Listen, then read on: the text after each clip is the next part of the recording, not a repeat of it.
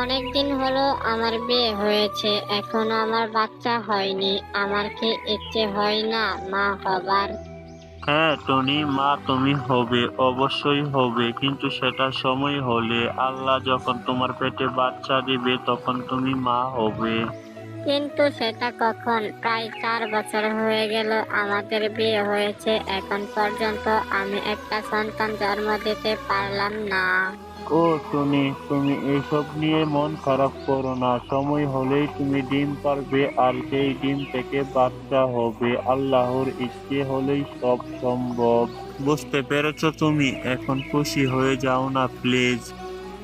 হ্যাঁ হ্যাঁ, ঠিক আছে, আমি খুশি হয়ে গেলাম, কিন্তু আমার মা হওয়ার স্বপ্ন অনেক বেশি, তুমি মনে রেখো কথাটি। তারা দুইজন এইরকম কথা বলল, কিন্তু পাশেই ছিল চিল বসা। চিল টুনি টুনার কথা শুনে তখন চিল মশাই বলল, কত ডং দেখো না, এত বছর ধরে বাচ্চা হয়নি, আজকে বাচ্চার কথা ভাবছে। টুনি মা হবে, আমি থাকতে কোনোদিনই মা হতে পারবে না। টুনি ডিম পারলে আমি নষ্ট করে দিব।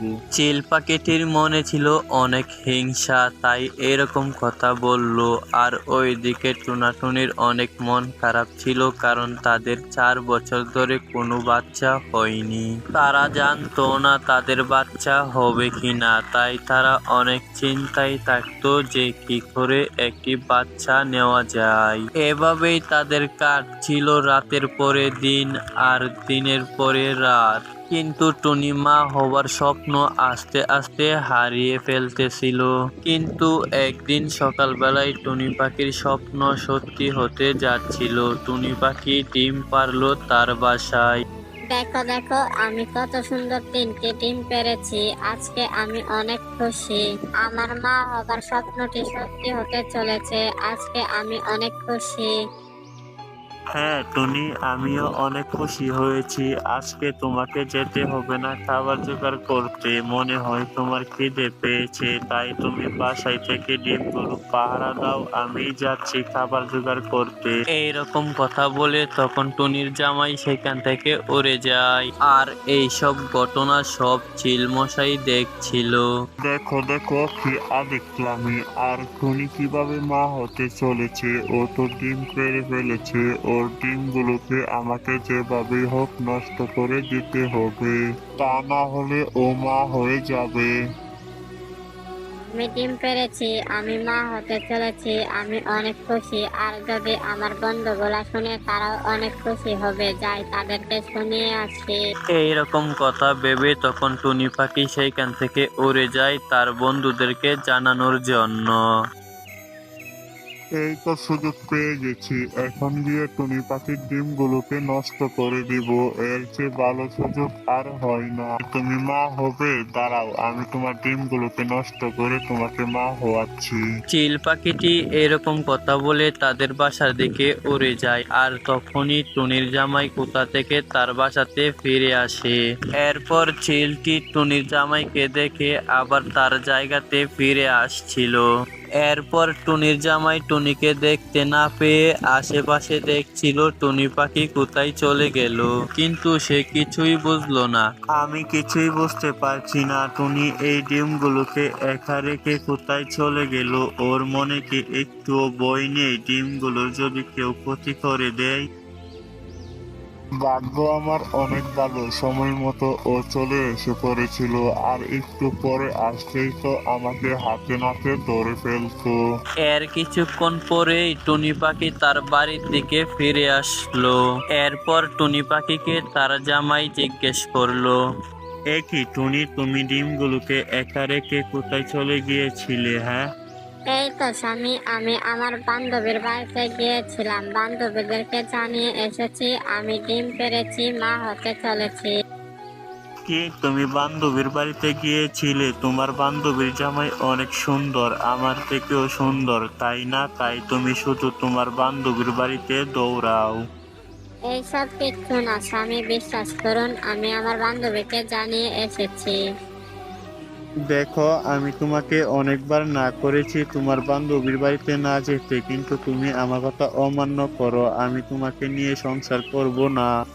ঠিক আছে, তোমাকে আমার সাথে সংসার করতে হবে না, আমিও তোমার সাথে সংসার করব না, আমি এখান থেকে চলে যাচ্ছি, তুমি ভালো থেকো।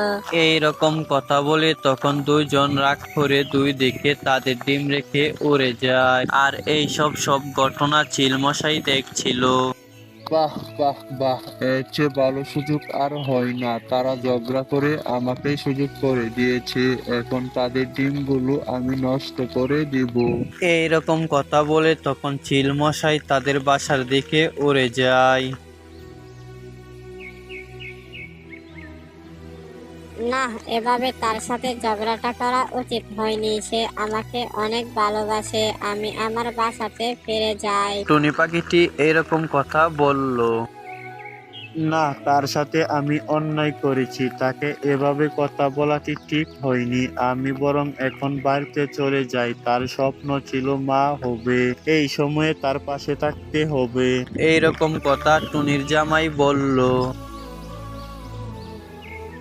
হা হা হা হা, এখন আমি অনেক খুশি। টুনি আর মা হতে পারবে না। আমি তার ডিমগুলোর সাথে অনেক খারাপ করেছি, বাচ্চা ফোটানো অসম্ভব। এর কিছুক্ষণ পর তারা দুজনেই বাসায় ফিরে আসলো। আর বাসায় ফিরে এসে দেখলো তাদের ডিমগুলো কে যেন ভেঙে দিয়েছে।